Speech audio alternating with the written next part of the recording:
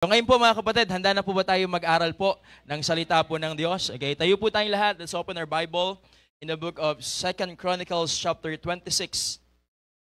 2 Chronicles chapter 26, mula verse 1.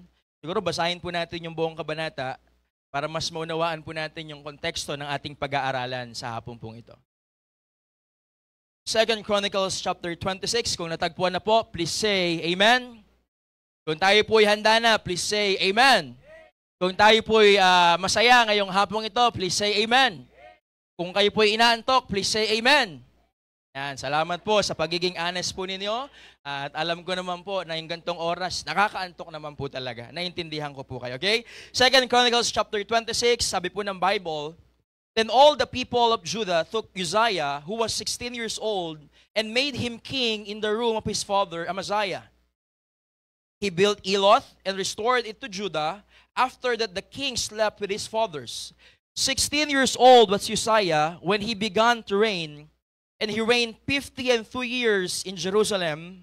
His mother's name also was Jecoliah of Jerusalem, and he did that which was right in the sight of the Lord, according to all that his father Amaziah did.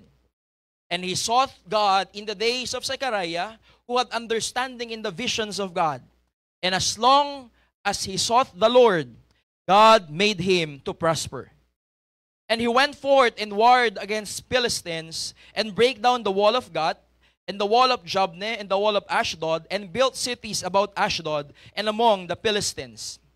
And God helped him against the Philistines, and against the Arabians, and dwelt in Gurbaal, and the Mehunims, and the Ammonites gave gifts to Uzziah, and his name spread abroad even to the entering in Egypt, for he strengthened himself exceedingly.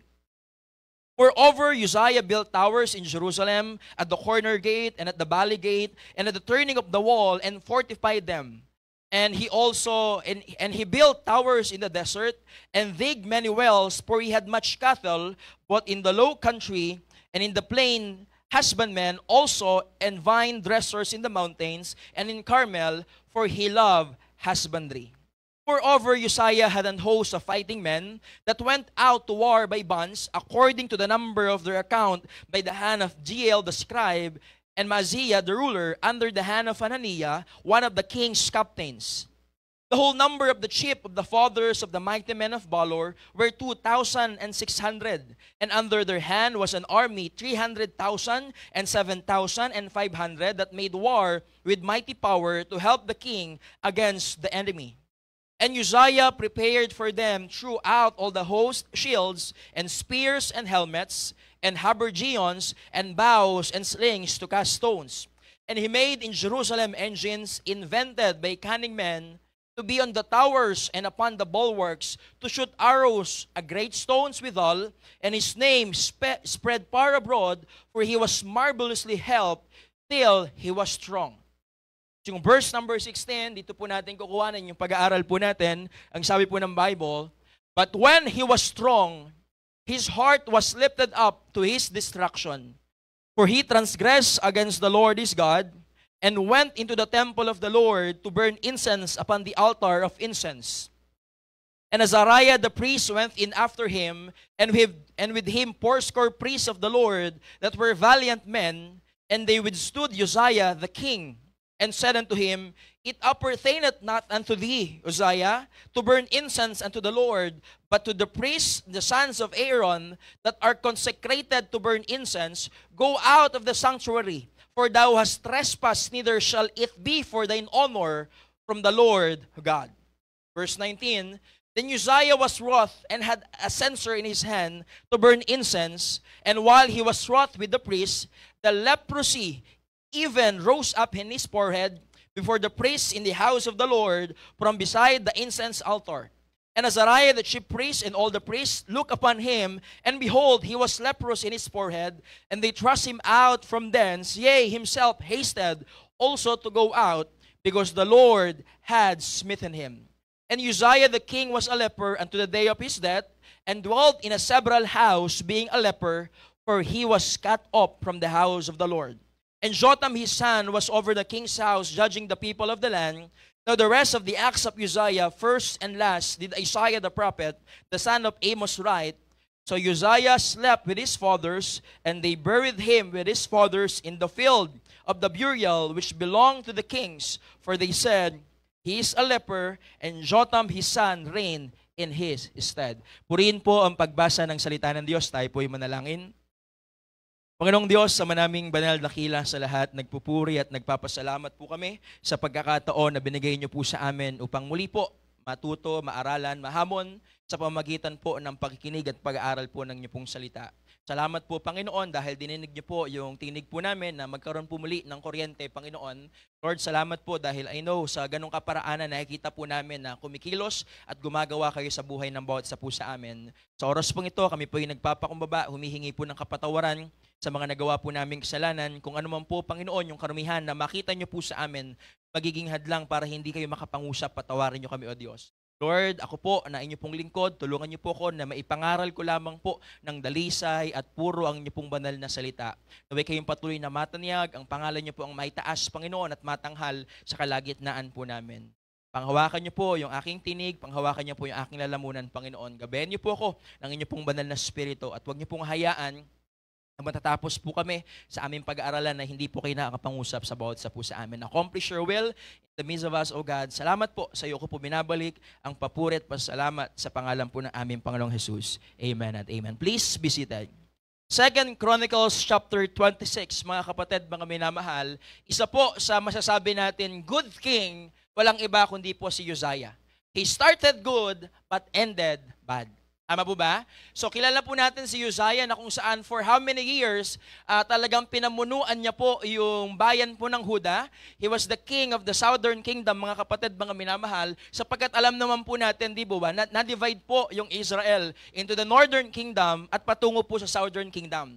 At dito nga po makikita natin si Uzziah na pinamunuan niya po yung bayan po ng Huda for more than 52 years. Okay? I should say, isa po si Uzziah sa isa sa matagal na pag-reign sa buong Huda. Okay? I think ang first po ata si Manasseh, 55 years po niyang pinamunuan yung bayan po ng Huda. Pero makikita po natin, dito po si Uzziah, okay? Makikita natin na ang ama po ni Uzziah walang iba kundi po si Amaziah. Okay? Remember yung preaching ko po last time, di po ba? Napatungkol po kay Amaziah. Sabi po sa 2 Chronicles chapter 25, verse number 2, sabi ng verse number 2, and he did which was right in the sight of the Lord, but not with a perfect heart. Na si Amaziah, mga kapatid, sumusunod nga sa Panginoon, naglilingkod nga sa Panginoon, ginaganap nga yung kalooban ng Panginoon, pero ang sinabi po ng Bible, but not with the perfect heart. Na ibig sabihin, bilang mga mananampalataya, pwede po pala, possible po pala, na pwede nating maranasan yung naranasan po ni Amaziah. Na si Amaziah, naglilingkod, nagtatapat sa Panginoon, ginagawa niya po yung kalooban ng Panginoon, ang sabi ng Bible, and he did which was right in the sight of the Lord, but not with a perfect heart. Na pwede palang umaawit ka sa choir, tumutugtog ka sa orchestra, umuupo ka sa upuan na kinakaupuan mo ngayon, pero hindi tama puso mo. Okay? Kaya nga, salamat na lang sa Panginoon, di po ba? Ang sabi ng, talon tayo sa chapter 26 po ulit, sabi ng verse number 1, then all the people of Judah took Uzziah, who was 16 years old, and made him king in the room of his father, Amaziah. So si Amaziah, na talagang maganda naman talaga yung ginawa niya, kabilang din po sa good king si Amaziah, pero dumating sa tagpo ng buhay niya na parang nanlamig po siya sa ginagawa niya para sa gawain ng Panginoon. Pero salamat na lang pagdating sa verse number 3. 16 years old was Uzziah when he began to reign, and he reigned 52 years in Jerusalem. His mother's name also was Jecoliah of Jerusalem, and he did which was right in the sight of the Lord, anong sabi? According to all that his father Amaziah did. Salamat na lang ang nakuha po ni Uzziah, yung mabuting asal ng tatay niya. Okay? Salamat na lang ang na-adapt po ni Amaziah o ni Uzziah sa tatay niya, yung pagdilig o pagdunog o pagtawag sa Panginoon sa mga pagkakataon na kailangan po ng wisdom, sa mga pagkakataon na kailangan po ng advice, ayun po yung sabi ng Bible. Pero sabi sa verse number 5, and he sought God in the days of Zechariah, who had understanding in the visions of God, and as long as he sought the Lord, God made him to prosper. Na kung bakit po pinagpapala, kung bakit may na-accomplish po si Uzziah, dahil po hinahanap niya, dumedepende siya palagi sa Panginoon. And the same as we are, tama po mga kapatid, the more na talagang nagiging dependent tayo sa Panginoon, the more na umaasa tayo sa Panginoon, the more na nagtitiwala tayo sa Panginoon, doon tayo mas may nagagawa. Sino po sa inyo yung may nagawa kayo nung wala kayo sa Panginoon? Ako, pastor, marami akong nagawa nung wala ako sa Panginoon. Marami naman talaga. Di ba? Marami tayong nagawang kalokohan, marami tayong nagawang hindi ka nais-nais sa harapan ng Panginoon. Pero makikita natin, mga kapatid, na kapag pinag-aralan natin yung accomplishment po ni Uzziah, ang ganda. Tama po ba? Ang sabi ng Bible, mga kapatid, mga minamahal, nakapagpatayo sila ng towers, na-conquer po nila yung Philistines, at yung mismong Philistines, mga kapatid, nagtatax po sa kanila. So in short, pagdating po sa army, pagdating po sa accomplishment, si Uzziah, ang ganda po ng ginawa ni Uzziah. Okay? The accomplishments that he made. May kita rin po natin yung appreciation from other people, na yung pangalan po ni Uzziah, kumalat po sa buong bansa. Sabi ng Bible, di po ba, sa verse number 8, and Ammonites gave gifts to Uzziah, and his name spread abroad even to the entering of Egypt.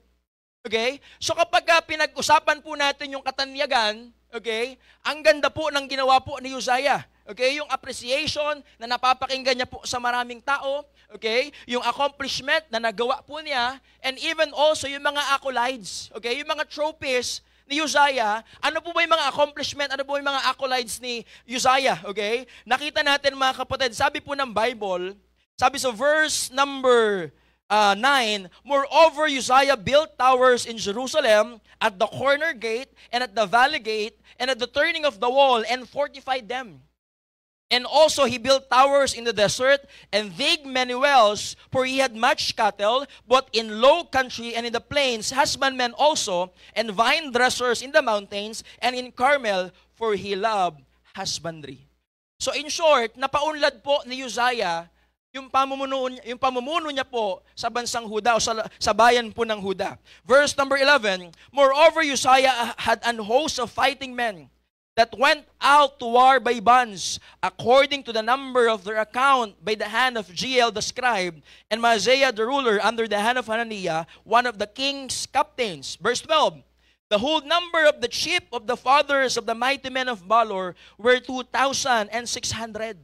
Pagdating sa army, pagdating sa accomplishments, pagdating po sa appreciation, pagdating po sa accolades, ang dami niya pong nagawa. Okay? Talon tayo, verse number 14. And Uzziah prepared for them throughout all the host, all the shields and spears and helmets and habergeons and vows and slings to cast stones.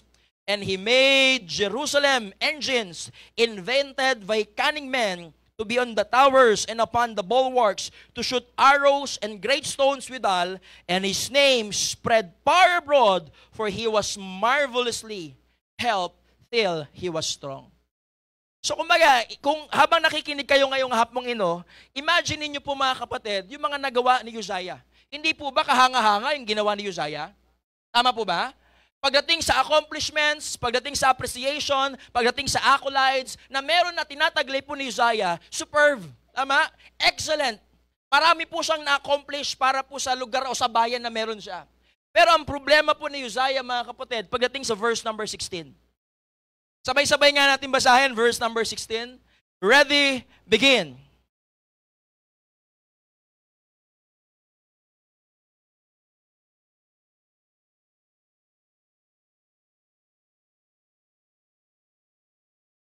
Ano pong sabi ng Bible? But when he was strong, his heart was lifted up unto his destruction, for he transgressed against the Lord his God, and went into the temple of the Lord to burn incense upon the altar of incense. So in short, mga kapatid, mga minamahal, nung lumakas si Uzziah, nagmataas. Sabi ng Bible, but when he was strong, his heart was lifted up to his destruction. Siya rin po mismo yung gumawa ng ikakasira niya. Siya rin po mismo gumawa, mga kapatid, mga minamahal, ng ikababagsak niya. So kaya nga mga kapatid, mga minamahal, ang mensahe po natin ngayong hapong ito ay paalala po, hindi lamang po sa bawat isa, kahit sa inyo pong lingkod, na baka minsan ang dami nating nagagawa sa pangalan ng Panginoon, ang dami nating accomplishment, ang dami na po nating achievements, ang dami nating appreciation na natanggap sa maraming tao, Ang danger pala minsan, yung puso natin, kapag marami na tayong nagagawa sa Panginoon, ang sabi ng Bible, lumilift up yung mayabang. Kaya nga ang sabi ng Bible, di po ba, Proverbs chapter 16, verse number 8, pride goeth before what? Before destruction, and an haughty spirit before a fall. Kaya yung ating pong pag-aaralan ngayong hapong ito, mga kapatid, mga minamahal, what is wrong for being strong? What is wrong for being strong? Pastor, mali po bang maging malakas? Pastor, mali po bang maraming nagagawa? Hindi po. Kaya nga makinig po tayo sa ating pag-aaralan ngayong hapong ito. Ano po bang pwedeng pagkakamali, yung pwede nating makumit kung sakasakaling darating tayo sa tagpo ng buhay natin na ang dami nating accomplishments, ang dami nating achievements, ang dami nating accolades, ang dami nating nagagawa sa pangalan o sa gawain ng Panginoon. Kasi ang tendency nating tao, mga kapatid, mga minamahal, mayabang talaga tayo, likas tayong mayabang. Okay? Maniwala kahit hindi, mga kapatid, yung pride talaga nasa puso ng tao yan. Sabi ng Bible, pride goeth before destruction and an haughty spirit before a fall. Okay? Sabi naman po sa 1 Corinthians chapter 10, verse number 12, sabi ng Bible, wherefore, let him that thinketh he standeth take heed lest he fall. So mga kapatid, mga minamahal, even the New Testament and the Old Testament, pare-pares po sila ng sinasabi na kapag tayo nagmataas, ibababa tayo ng Diyos. Ibabagsak tayo ng Diyos. Naalala ko po yung sabi ng ating bishop sa bawat sa po sa atin, di po ba? May nakita na po ba kayong nahulog mula sa baba? Hello?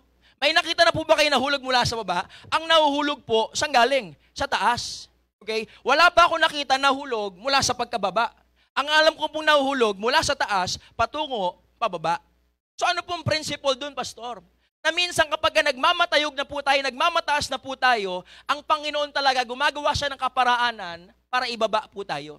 Kaya nga alam nyo, mga kapatid, hindi natin kailangan itaas yung sarili natin. Hindi natin kailangan magmalaki. Ang Diyos po mismo dapat, mga kapatid, mga minamahal, ang itinataas at itinatanyag ng kanyang mga anak. Yes, marami ka ng accomplishment, marami ka ng accolades, marami ng appreciation ang ginagawa ng mga tao sa iyo. Pero don't you ever forget na kung bakit tayo may nagagawa, hindi dahil sa lakas natin, hindi dahil sa talino natin, hindi dahil sa magaling po tayo. Dahil po yan sa gawa at gawa lamang po ng Panginoon sa buhay ng bawat mananampalataya, kaya walang sino man po yung dapat magmalaki, magmayabang, magmapuri sa kalagitnaan natin. Kaya nga mga kapatid, mga minamahal, what is wrong for being strong? Ano po ba yung magiging mali natin kapag naging malakas tayo? Sabi ko nga sa Tagalog, ang ganda eh. Nung lumakas, nagmataas, kaya ang ginawa ng Panginoon, pinaklas. Diba? Inalis, mga kapatid po. Sabi ng Bible, okay, but when he was strong, his heart was lifted up unto his destruction, for he transgressed against the Lord his God, and went into the temple of the Lord to burn incense upon the altar of incense. So makikita natin, number one, what is wrong for being strong? Number one, we forget God. Tama po ba? We forget God. Minsan, kapag ang galing-galing na natin, ang lakas-lakas na po natin, sometimes, mga kapatid, we forget that God is the source of everything. Okay? We forget that God is the source of everything. Alam niyo po, mga kapatid, si Uzziah, makikita natin, nandyan din naman, sinabi po ng Bible kung bakit siya nagtatagumpay eh. Tama? Kung bakit siya nagpa-prosper, kung bakit niya nako-conquer yung mga kalaban nila, yung enemy po nila, anong dahilan? Sabi sa verse number 5, okay? Sabi ng Bible, and he sought God in the days of Zechariah, who had understanding in the visions of God, and as long as what? And as long as he sought the Lord, God made him to prosper. Tama po ba? Na ang source ng prosperity, na ang source ng provisions po ni Uzziah, walang iba kundi po yung Diyos. Kaya nga mga kapatid, mga minamahal, magiging mayabang na lang po tayo sa harapang ng Diyos kung ang tingin natin kung bakit kami kinikitang pera, akala mo dahil sa trabaho mo. Akala natin, mga kapatid, mga minamahal, kung bakit tayo may napapakain sa pamilya natin, kasi mataas yung sweldo ko. Hindi, mga kapatid, Diyos pa rin po yung dahilan kung bakit tayo may sinusweldo. Diyos pa rin yung dahilan bakit tayo may lakas. Diyos pa rin po yung dahilan bakit tayo may napapakain sa pamilya natin. Lahat ng ginagawa at na-accomplish natin, mga kapatid, lahat yung gawa po ng Diyos sa buhay po natin. So kaya nga makikita natin, we forget God, that God is the source of everything. Hindi lang po yun mga kapatid. We forget that God is the one who gives success. Nakakalimutan natin ni Uzziah na kung bakit siya nagtatagumpay dahil sa Diyos. Kaya nga mga kapatid, napakalino po ng sabi ng Bible, for without God, you can do nothing. For without God, we can do nothing. Kapag wala daw po yung Diyos sa atin, wala tayong magagawa. Tandaan nyo mga kapatid, ang Diyos, mananatiling Diyos kahit walang tao. Do you believe in that? Na ang Diyos, mananatili siyang Diyos, mananatili siyang dakila, mananatili po siyang sovereign kahit wala yung tao. Pero ang tao, alisin mo ang Diyos, wala tayong magagawa. Kaya nga mga kapatid, mga minamahal, we forget that God is the source of everything. We forget that God is the one who gives success. Number 3, we forget that God is the one who sustains us. Okay? Minsan nakakalimot tayo kung bakit tayo napapanatili, kung bakit tayo may na-accomplish, kung bakit nasusustain yung mga ginagawa natin sa Panginoon, hindi dahil sa kung anong meron tayo. Kung bakit tayo nasusustain, merong Diyos na nagpapanatili sa buhay ng bawat isa po sa atin. Kaya nga mga kapatid, mga minamahal, naalala ko po yung bayan niya. Di ba? Deuteronomy chapter 8. Let's open our Bible. Deuteronomy chapter 8, verse number 11. Ito po yung sa Pentateuch pa lang, pinapaalala na po ng Diyos sa bayan niya na huwag silang makalimot. Kasi ang tao pa naman, di ba, ang sakit talaga natin. Sabi nga ng awit, di ba, ang tao'y marupok, kay daling lumimot. Baby, baby, baby. Di ba? Sabi po ng awit po, di ba, ni kaninong kapanahunan po ba yun? Di ba? Lahat nagsiyukuan no? Okay? So mga kapatid, ang sabi ng Bible, Deuteronomy chapter 8, verse number 11, sabi ng Biblia, beware that thou forget not the Lord thy God, in not keeping His commandments, and His judgments, and His statutes, which I command thee this day. Nang sabi ng Diyos, mag-ingat kayo, baka makalimutan nyo ang Diyos. Okay? Pagdating sa verse number 12, listen to this, lest when thou hast eaten, and art full, and hast built goodly houses, and dwelt therein, and when thy herds and thy flocks multiply, and thy silver and thy gold is multiplied, and all that thou hast is multiplied. Verse 14, anong sabi ng Bible? Then thine heart be lifted up, and thou forget the Lord thy God, which brought thee forth out of the land of Egypt from the house of bondage. Na ang bilin po ng Diyos sa bayan niya, sa Israel, na baka makalimutan nyo ang Diyos kapag kumakain na kayo ng masasarap na pagkain, kapag nakatira na kayo sa mga shielded houses, okay? Kapag na-multiply na yung cattle po ninyo, ang sabi ng Panginoon, beware lest thou forget God. Kaya nga, Pastor, pwede bang makalimot din po tayo? Pwede. Okay? Pansinin niyo po mga kapatid kapag lumilindol, may sakuna, sino unang tinatawagan po ng mga tao? Diyos ko, tulungan niyo po kami. Walang masama doon. Pero minsan, listen to this, sa panahon ng kasaganahan na meron tayo, sinong naalala ng marami? Hello, are you with me?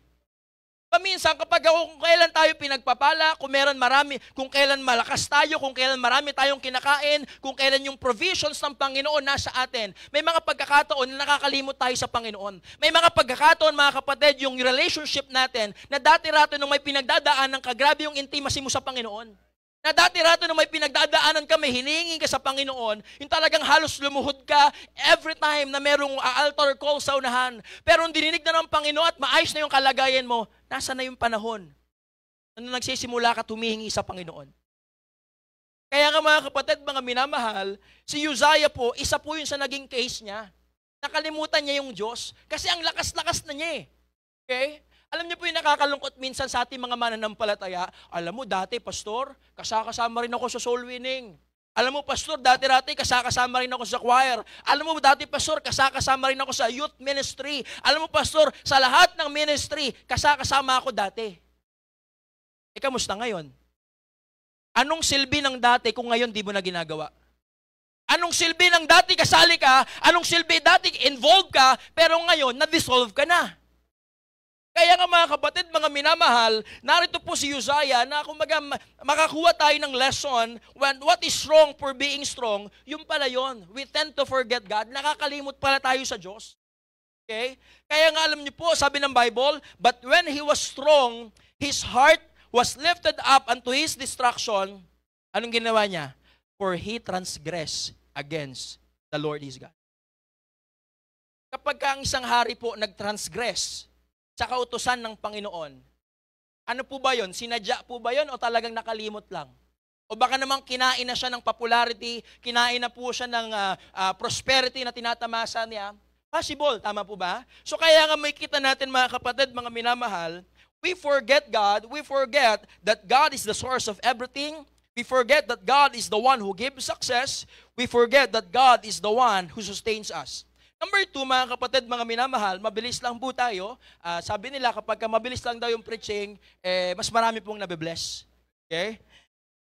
Sabi mo ng Bible, mga kapatid, verse number 16 pa rin po. For he transgressed against the Lord his God. Anong sabi? And went into the temple of the Lord to burn incense upon the altar of incense. Alam niyo po, number 2, mga kapatid, we forsake God. What is wrong for being strong? We forget God, we forsake God. Ano po yung pinersake ni Uzziah? He forsake God's restriction. Tama? Ano yung restriction ng Diyos kay Uzziah? Ang magsisindi lang po dapat ng incense of altar, galing po sa tribe of Levi. Okay? Dapat po, nasa line po ni Aaron. Dapat po mga kapatid, nasa tribo lamang po nila Levi, nasa tribe lang po ng mga priest. Pero ang ginawa po mga kapatid ni Uzziah, pinakailaman niya po yung hindi naman po dapat pakikialaman ng isang hari. Di ba dapat, hindi po forsaking ang tawag po doon? Tama po ba? Pinorsake, nineglect niya po yung utos na dapat hindi siya makikialam sa ganung klaseng kapamaraanan. Kasi parang habang minimeditate, habang binabasa ko po yung ating pag-aaralan ngayong hapong ito, na makikita natin, akala siguro ni Uzziah, excuse na sa lahat ng bagay. 52 years ba naman nag-reign? Okay? 52 years ba naman niyang ginagawa na nagiging tagumpay siya, nasusuplayan yung pangangailangan niya, siguro by this time, sa kalawan ko naman, yung gawain ng mga priest. Ito niyo sabi ng Bible, and Azariah the priest went in after him, and with him 80 priests of the Lord that were valiant men. Sabi ng iba, Pastor, kaya siguro sinindahan na po ni Uzziah, baka nainip siya. Ang tagal siguro ng mga priest, laging late. Hindi rin. Kasi sabi ng Bible, mga kapatid, how many priests? 80 priests. Ilan po yun? 80. Okay? 80 priests, mga kapatid, yung naroon, nakasama ni Azariah, at ang sinabi, mga kapatid, that were valiant men. Pag sinabing valiant, hindi po basta-basta. Okay? Pagdating sa verse number 18, and they withstood Uzziah the king, and said unto him, it appertaineth not unto thee, Uzziah, to burn incense unto the Lord, but to the priests, the sons of Aaron, that are consecrated to burn incense. Go out to the sanctuary, for thou hast trespassed, neither shall it be for thine honor from the Lord God. Di ba forsaking God ang tawag doon? He forsake God's restriction. He forsake God's rule. He forsake God's reign. Okay? Binaliwala po ni Uzziah yung pamumuno, binaliwala po ni Uzziah yung batas, binaliwala po ni Uzziah, mga kapatid, yung mga boundaries na hindi dapat sinasaklawan ng hari. Alam nyo, kapag lumalim pa tayo ng aral, mga kapatid, mga minamahal, makikita natin na para ang gustong gawin po ni Uzziah, maging priest na rin siya. Tama po ba? Alam niyo po sa prophecy, ang makapagpupulfill lang po ng 3 offices, the prophet, the priest, and the king, is no other than the Lord Jesus Christ. Okay? Pero ang ginagawa po ni Uzziah, yes, he is a king, pero gusto niya rin po maging priest, konti na lang, pati prophet, uunahan niya pa yung fulfillment ng prophecy kay Jesus Christ. You got my point? Kaya nga makikita natin, mga kapatid, mga minamahal, he forsake God. Okay? At sa atin, bilang mga mananampalataya, yung akala natin, okay na, ang tagal ko na nagsiserve sa church, ang tagal ko ng member ng choir, ang tagal ko ng member ng iglesyang ito, baka pwede naman, excuse na ako sa mga bagay-bagay. Baka pwede naman, okay na sa akin yung ganito, upo na lang ako, para sa kanila na lang yan. Mga kapatid, mga minamahal, ang nakakalungkot po na tanawin sa panahon natin ngayon, minsan mas active pa po yung bago kaysa mga dati. Pero purihin ang Panginoon, sa Living Water Baptist Church, di po ba? mapabago, mapaluma, alam nila yung ginagawa nila sa gawain ng Panginoon. Pastor, bakit sinasabi mo pa sa amin? Hindi naman po kasi lahat. May mga tira-tira pa rin. Di ba? Doon sa mga tira-tira, pwede na pong gawin natin yung dapat ginagawa. Sama na po tayo sa mga masisipag. Sama na tayo sa mga matatapat. Sama na tayo sa mga gumagawa at gumaganap ng kalooban ng Panginoon. Huwag na po tayo magpaiwan. Kaya nga mga kapatid, he forsake God. Okay, ano pa? Okay? Number 3 last. Number 1, we forget God. We forsake God. We fail God. Alam niyo po, yung failure na ginawa po ni Uzziah, he failed to please God. Tama? He failed to please God. Na dapat, mga kapatid, ang purpose, okay, ang layunin po dapat ni Uzziah bilang hari, magbigay kaluwalhatian sa Diyos na siyang naglagay sa kanya. Doon po sa King of Judah. Okay? He failed to please God, he failed to praise God, and he failed to proclaim God. Okay? Yun po yung nakakalungkot, mga kapatid, na ang galing-galing mo nga, pero ang laging bida naman yung sarili mo. Na ang galing-galing nga natin, active nga tayo sa mga ministry, pero ang tingin natin, kaya naman naging magaling yan dahil ako ang nandyan eh. Kaya naman naging matagumpay yung CYA, kaya naman naging matagumpay yung choir. Sa lahat ng ministry na meron tayo, kaya naman nagtatagumpay yan, nandyan kasi ako. Subukan mo kung alisin dyan. Ewan ko lang kung magtatagumpay pa yan. Wow! Ang lupit mo. Diba? Hindi dahil sa atin kung bakit nagtatagumpay ang ministry. Hindi dahil sa magagawa natin kung bakit may ma-accomplish tayo. Dahil po yan sa gawa at lakas at kapangyarihan ng Panginoon na siyang namamutawi sa bibig at gawa ng mga mananampalataya. Kaya nga mga kapatid, mga minamahal, mag-anniversary po tayo. Tama po ba? Alam niyo ba mag-anniversary po tayo? Amen? Kailan po ito? Kailan po? December 15, di ba ba? Alam natin kapag mag-anniversary tayo, may mga ina-accomplish tayo para sa gawain ng Panginoon. Okay? At nandyan na nga, di ba, nakapost na po sa group chat natin yung mga ginagawa natin para sa gawain ng Panginoon. Pero mga kapatid, alam niyo po, yung bang kahit na hindi ka ma-recognize, okay lang. Kahit hindi ka ma-shout out, hindi ka ma-wash out o ma-send out, lahat ng may out, sige sabihin na natin, okay lang yan. Bakit? Ang ginagawa mo namin hindi para magpasikat sa tao eh. Ginagawa mo yan para magbigay kapurihan sa Panginoon na pinaglilingkuran po natin. Si Uzziah, mga kapatid, mga minamahal, ang nakakalungkot, hari eh. Okay? Hari po si Uzziah, pero Uzziah. Bakit Uzziah, pastor? Okay? Ano po nangyari kay Uzziah? Nung kinonfront po siya ni Azariah the priest, at kinonfront po siya ng mga priest na napalibot po sa kanya, mga kapatid, mga minamahal. Verse number 19. Look at what Uzziah's reaction. Sabi ng verse number 19. That Uzziah was wroth. Ano ibig sabihin ng wroth? Sumimangot, nagalit, umunot ang noo, and had a censer in his hand to burn incense. And while he was wroth with the priest, anong sabi ng Bible?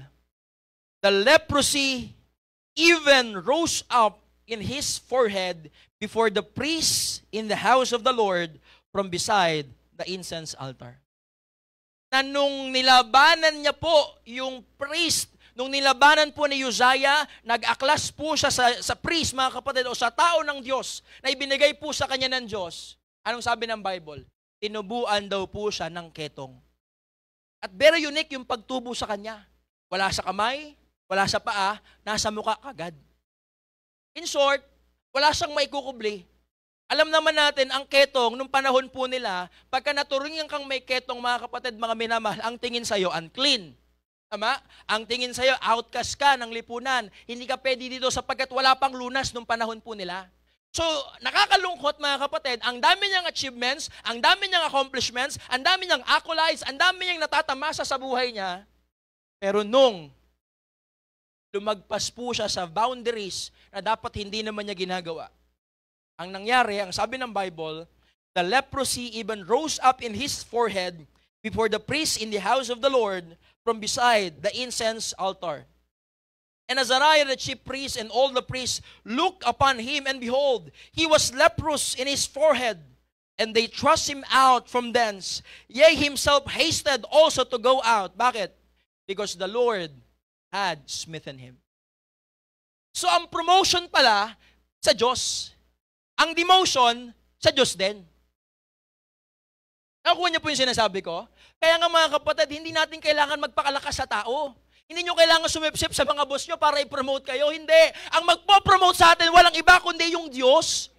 Okay? At meron tayong mga tao, pastor, ang yabang nito, i-demote na nga natin. Hindi natin problema yun. Yung Diyos po yung nakakaalam kung paano siya i-demote. Ang problemahin po natin, paano tayo magbibigay kaluwalhatian, paano natin ipoproclaim, paano natin ilulugod o iluwalhati yung pangalan ng Panginoon sa buhay natin. Hindi mo na problema kung may nakita ka mayabang. Diyos na pong bahalang sisintensya po doon.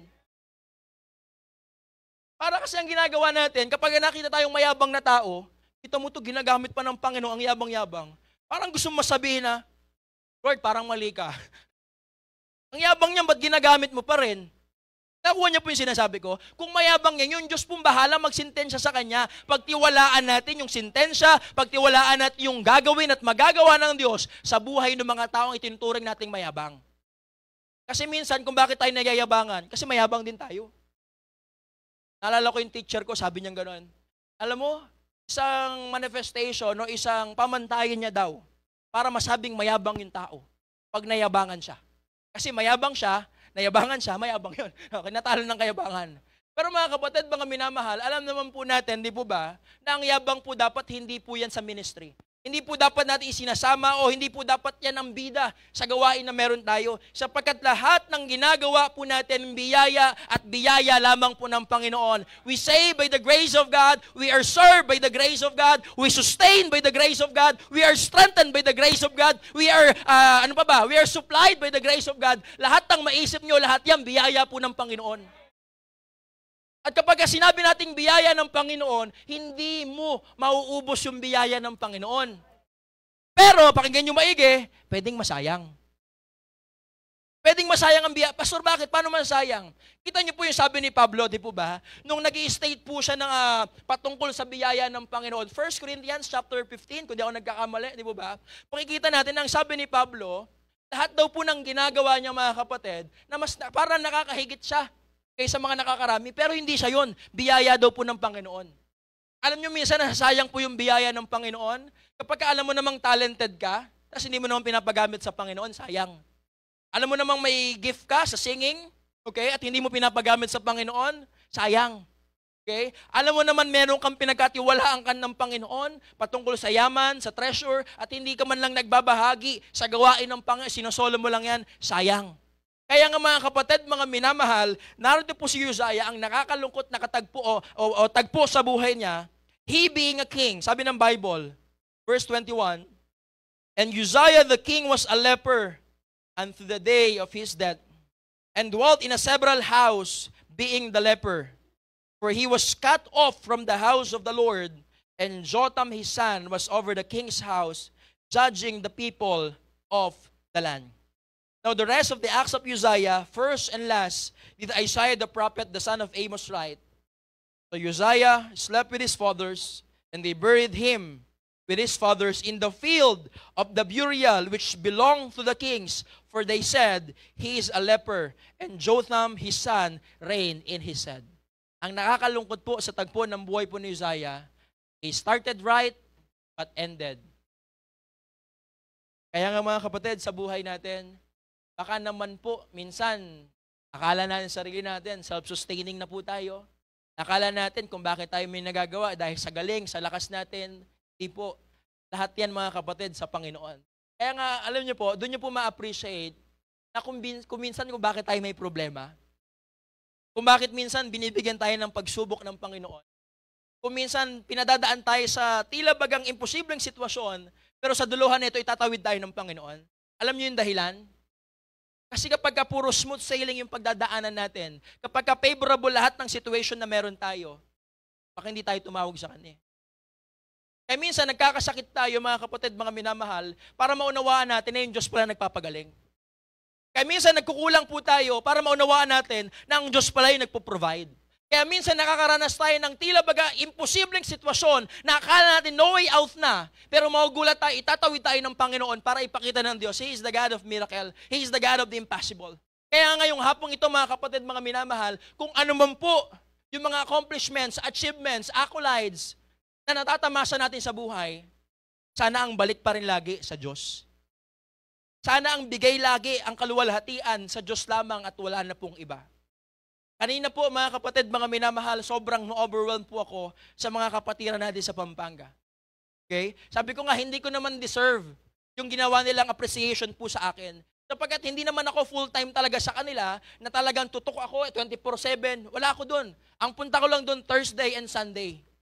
Alam niyo po, sabi po nila sa mga comments po nila, okay, Pastor, nakita kasi namin kung paano niyo po mahalin ang gawain ng Panginoon.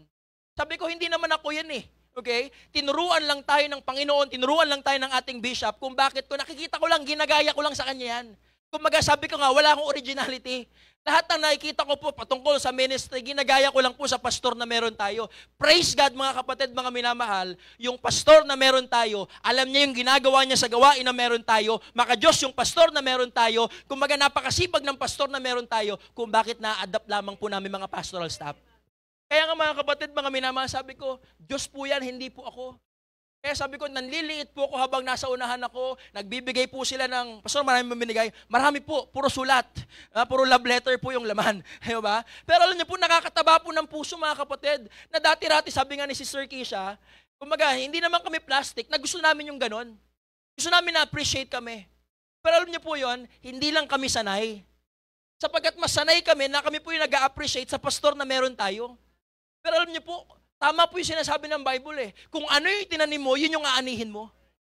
What you sow, you will reap. At alam niyo mga kapatid, hindi man ganon, hindi man kagaya ng natatanggap, hindi man ganon kagaya ng ginagawa natin sa bishop natin, yung ginagawa po sa amin doon, pero at least mga kapatid, may mga mananampalatayang natututo.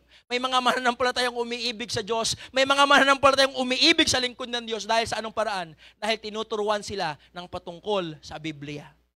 Ako ba yon? Hindi. Kilala niyo ko kung sino po ako. Alam niyo kung ano pong limitasyon ko. Alam niyo po kung saan ako nagmula. Pero salamat mga kapatid, yung Panginoon, alam niya kung paano niya tayo gagamitin. Alam niya kung paano niya tayo i-operate sa buhay po natin. Hindi po nagkakamali ang Diyos sa mga sitwasyon, kapamaraanan na ginagawa niya sa buhay ng bawat isa po sa atin. Kaya nga mga kapatid, mga minamahal, ulitin ko po, si Uzziah, ang ganda po ng simula. Nakakalungkot lang, in verse number 16, but when he was strong, his heart was lifted up unto his destruction. For he transgressed against the Lord his God, and went into the temple of the Lord, and burned incense upon the altar of it. What is wrong for being strong? We forget God, we forsake God, we fail God. Napakasimple lamang po ng pinag-aralan natin ngayon.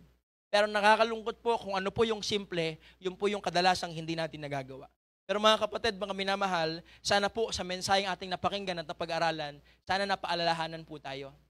Yung bang na-rebuke po tayo, okay? Yung bang nare-remind po tayo na, oo nga no, may natatanggap na ako, may na-accomplish na ako, talagang may appreciation na ako galing sa ibang tao. Pero mga kapatid, mga minamahal, hindi tayo yan. Diyos po yan. Gawa po lahat ng Diyos yan. Kaya nga mga kapatid, mga minamahal, sana po pinag-aralan natin, napaalalahanan, napagpala po tayo ng Diyos. Tayo po tayong lahat. Let's all